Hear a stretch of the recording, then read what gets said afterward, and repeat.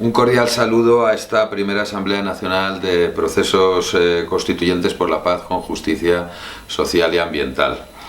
Lamento mucho no poder acompañaros personalmente, pero precisamente el proceso de conversaciones en La Habana y la coincidencia del evento con un ciclo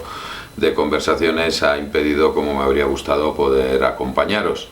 En todo caso, agradezco el espacio para hablar de esta temática tan importante, el acuerdo alcanzado en la mesa de conversaciones en el pasado mes de diciembre sobre el sistema integral de verdad, justicia, reparación y no repetición. Como su propio nombre indica, la mesa ha acordado un sistema integral que pretende reunir y atender los componentes que reflejan los derechos de las víctimas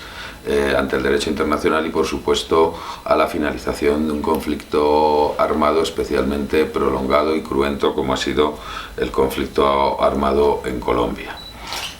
Para ello, para garantizar estos derechos de las víctimas a la verdad, a la justicia, a la reparación y a la no repetición, se han adoptado distintas medidas acompañadas de la creación de nuevas instituciones que pretenden garantizar estos derechos. En primer lugar, se va a poner en marcha una comisión para el esclarecimiento de la verdad, donde las distintas partes que han intervenido de forma directa o indirecta en el conflicto deberán comparecer para dar explicaciones de lo ocurrido y de los hechos victimizantes que se han padecido por la sociedad colombiana a lo largo de estos años. Igualmente se ha acordado la creación de una unidad de búsqueda de personas desaparecidas. En Colombia existe un número de desaparecidos, según los datos de la propia Fiscalía General de la Nación, que multiplican la suma de los desaparecidos provocados por las dictaduras del Cono Sur, todas juntas, la dictadura argentina, más la chilena, más la uruguaya y la paraguaya. Y a pesar de eso, la actividad del Estado para la búsqueda de estos desaparecidos ha sido sumamente deficiente. Podríamos decir que ha habido un absoluto desinterés. Para ello se generó esta unidad de búsqueda que debe atender en primer lugar a las recomendaciones de las organizaciones de víctimas, recomendaciones que se están realizando en estos momentos y que desgraciadamente no están siendo atendidas con toda la intensidad que debieran ser por parte del Estado. Y en ese sentido es necesario una primera medida de acompañamiento por parte de toda la sociedad en general y especialmente por las organizaciones de derechos humanos, las organizaciones de víctimas, a estas organizaciones que trabajan en materia de desaparecidos para garantizar que el gobierno atiende lo que ya es un acuerdo de la mesa de conversaciones,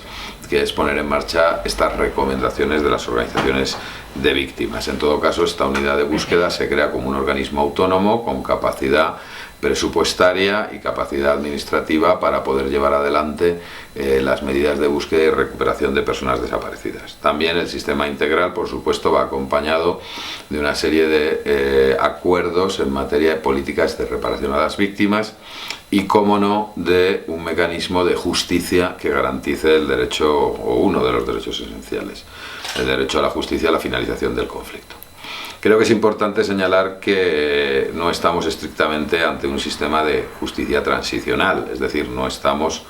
en un supuesto de tránsito de una dictadura militar a una normalización democrática, sino que estamos en otro supuesto, es la finalización de un conflicto armado que se ha prolongado pues por mucho más de 50 años y donde resulta de aplicación las normas establecidas en el derecho internacional para tanto la humanización como la resolución de los conflictos armados y concretamente las convenciones de Ginebra. El sistema de justicia es un sistema que se crea independientemente de las instituciones del Estado, es decir, es un nuevo sistema de justicia para garantizar su independencia y para garantizar acabar con la impunidad que ha sido estructural en Colombia. Los datos en general de impunidad en Colombia hablan de más de un 95% de impunidad judicial, es decir, más de un 95% de las denuncias que llegan a los tribunales de justicia no son resueltas por los tribunales de justicia. El sistema que se generó de justicia y paz con la ley 975 del 2005 para la desmovilización del paramilitarismo, únicamente 10 años después ha proferido 35 sentencias, a pesar de que fueron más de 30.000 los paramilitares postulados. No más de 2.000 han cumplido la condena máxima sin ser incluso condenados y han tenido que ser puestos en libertad, y hay varias decenas de miles de paramilitares que nunca han comparecido ante la justicia. Por otra parte, atendiendo a los propios datos de la Fiscalía de la Corte Penal Internacional, el último informe sobre Colombia, el pasado mes de noviembre, la Fiscalía de la Corte Penal indicó que en Colombia existe una evidente situación de impunidad, pero a la vez precisó que no es precisamente las organizaciones insurgentes quienes han disfrutado de esta impunidad. El informe es taxativo al afirmar que la impunidad descansa fundamentalmente en los crímenes cometidos por agentes del Estado y paramilitares, porque el Estado sí se ha aplicado a perseguir eficazmente las infracciones cometidas por los grupos insurgentes. Es decir, el sistema de justicia debe ser un sistema nuevo, y así se ha creado una jurisdicción preferente que va a absorber las competencias que las distintas jurisdicciones, tanto penal como disciplinaria o como militar, tienen o han tenido hasta el momento en materia de persecución de crímenes generados en el marco y en relación con el conflicto. Y lo que se trata es efectivamente poner a las víctimas en el centro de los acuerdos y en el centro del sistema de justicia. En primer lugar, se establecen una serie de principios para atender prioritariamente a aquellos colectivos que han sido más marginados o más estigmatizados o más victimizados: mujeres, campesinos, indígenas, pueblos indígenas, niños, niñas. Y lo que se trata es de que también se cree un sistema de acusación nuevo, innovador, que no descanse en la Fiscalía de la Nación, sino que se genere por el sistema y donde las víctimas tengan una importante participación. De esta forma, el sistema de justicia lo que contempla es que en un periodo de meses todas las acusaciones preparadas por organismos de la justicia ordinaria colombiana, fundamentalmente por la Fiscalía o también por la Justicia Penal Militar, deberán ser puestos a disposición de este sistema para que el sistema las ordene, estas acusaciones, y las procese. Pero además, a la vista de esta importante bolsa de impunidad existente y de la falta de eficacia de las instituciones del Estado al perseguir los crímenes cometidos por los agentes del Estado, por los paramilitares, por primera vez en un sistema de justicia para la paz o de justicia transicional en el mundo, se da un papel fundamental como ente acusador a las propias organizaciones de víctimas. Las organizaciones de víctimas van a poder presentar acusaciones, informes de acusación, que el acuerdo recoge, que tendrán la misma consideración que van a tener las acusaciones presentadas por la Fiscalía, es decir, por la Fiscalía General de la Nación, es decir, la Fiscalía propia del sistema, la Unidad de Investigación y Acusación, que se denomina, tendrá que examinar en igualdad de condiciones las acusaciones presentadas por la Fiscalía General de la Nación o las acusaciones presentadas por organizaciones de defensa de los derechos humanos. Además de eso, es una jurisdicción que contempla un mecanismo evidente y amplio de amnistía. Se amnistiarán todos los delitos de rebelión conexos a la rebelión, es decir, todas aquellas infracciones que se han tenido que realizar para poder sustentar, apoyar, desarrollar o financiar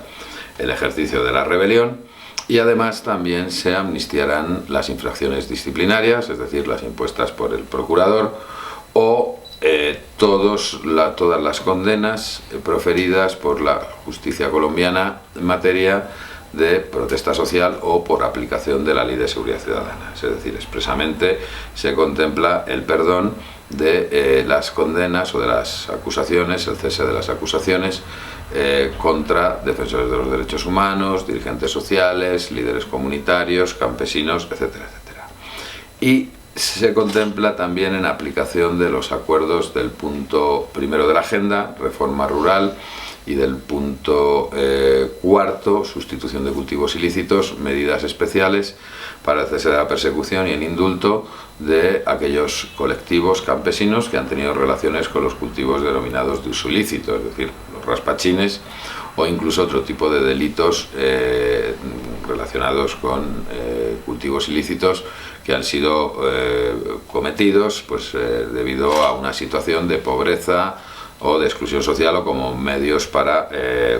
para poder sobrevivir. Además de eso, por supuesto, el sistema de justicia contempla una absoluta prohibición de extradición a cualquier país por todos aquellos delitos que se hayan cometido en el marco y en relación con el conflicto en estos supuestos de los que hemos hablado: rebelión, infracciones de la Ley de Seguridad Ciudadana, protesta social o delitos relacionados con la rebelión, de forma que, aunque se presenten acusaciones o solicitudes de extradición, el sistema de justicia podrá dilucidar las acusaciones que contienen esas solicitudes de extradición, pero en ningún caso se podrá conceder la extradición para aquellos que han participado en la rebelión. Además de eso, el sistema, todo él, está pensado para estimular el ofrecimiento de verdad, pensando que la verdad pues es no solamente uno de los derechos fundamentales de las víctimas, sino que también es un presupuesto para la reconciliación nacional y la conformación pues del nuevo país que tendrá que construirse a partir de la firma de los acuerdos de paz. Sin verdad no hay memoria, y sin memoria histórica pues es imposible acometer la tarea de reconstrucción de la Colombia después del conflicto, y sobre todo de construcción del nuevo país que estos acuerdos de paz van a poder alumbrar. Y para ello lo que se estimula es ese ofrecimiento de verdad constantemente.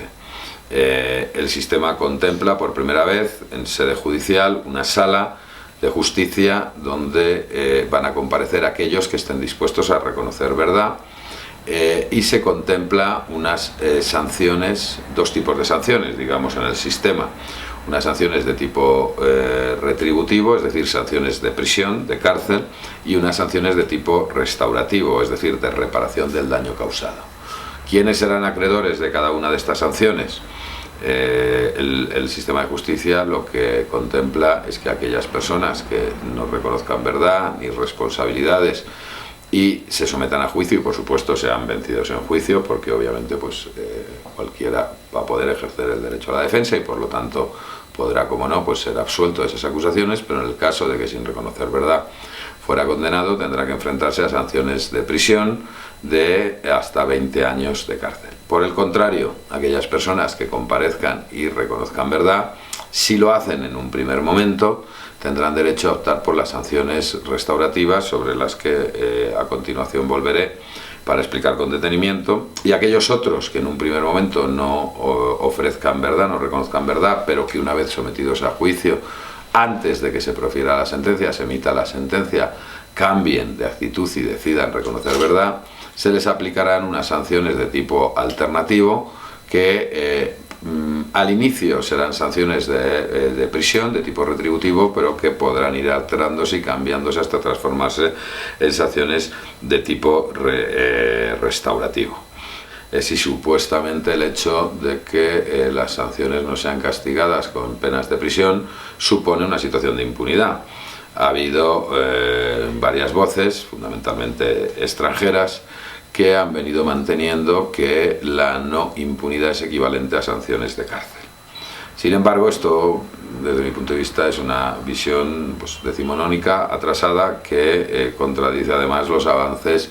más progresistas en el derecho penal internacional desde el fin de la Edad Media, es decir, ya postulados que ya surgieron con la Ilustración, con la Revolución Francesa, que lo que buscan es no solamente la reparación del daño causado, sino la reintegración social de la persona que ha sido infractora de las normas de convivencia. Pero un examen somero de qué tipo de derechos de las víctimas garantizan las sanciones retributivas, es decir, las sanciones de cárcel, y qué derechos de las víctimas garantizan las sanciones restaurativas, pues nos llevan a la conclusión de que evidentemente la imposición de sanciones restaurativas no tiene nada que ver con la impunidad.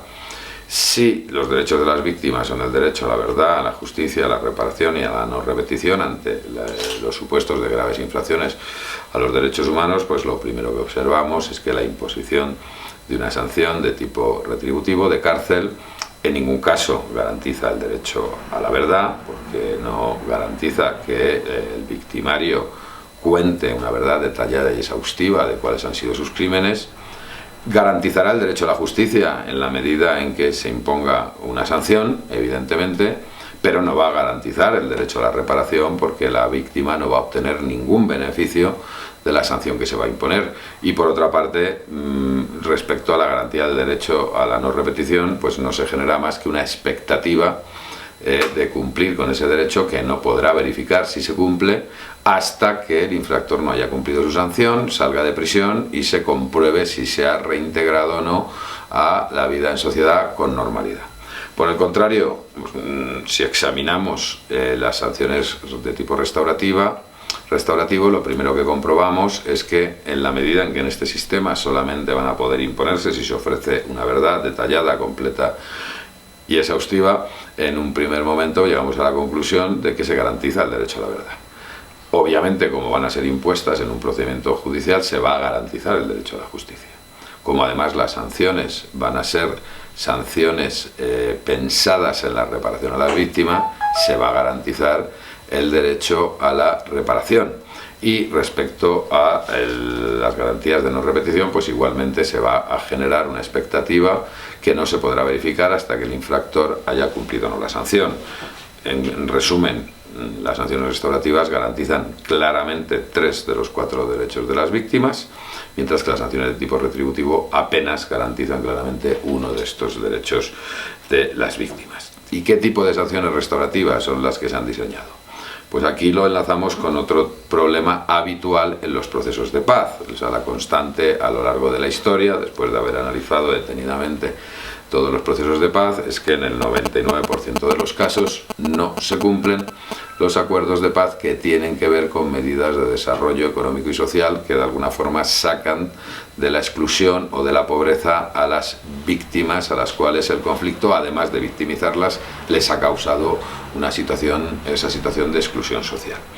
Es habitual, por otra parte, que a la finalización de los conflictos armados, las víctimas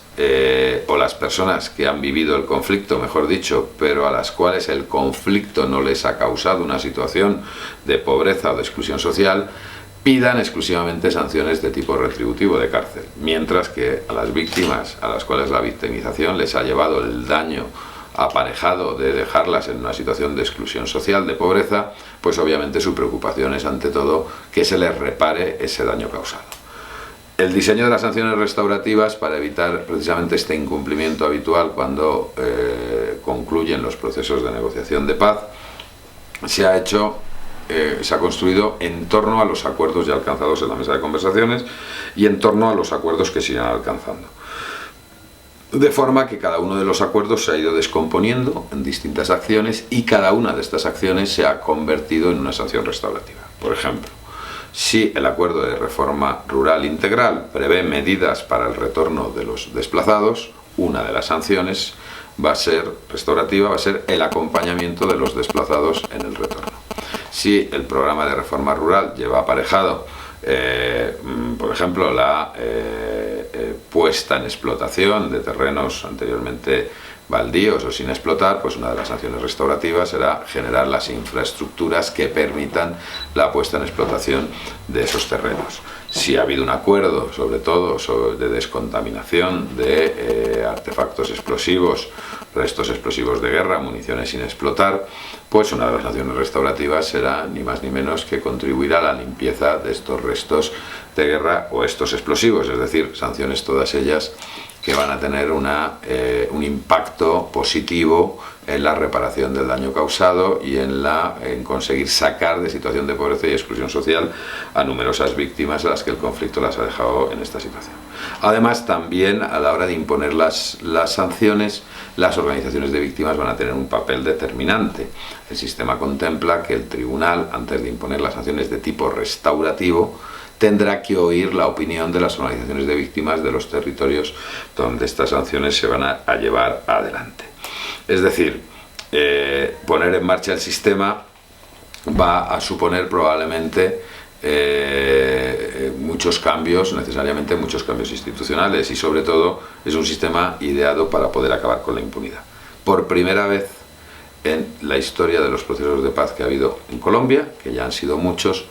esta jurisdicción no solamente va a ser competente para examinar los delitos o las infracciones que hayan cometido los combatientes, es decir, ya sean combatientes insurgentes o ya sean combatientes por parte de las fuerzas militares, agentes del Estado. El sistema es claro y taxativo a la hora de determinar que también va a examinar las responsabilidades de civiles que han participado de forma directa o indirecta en el conflicto, como políticos, empresarios, financiadores del paramilitarismo, agentes de gobiernos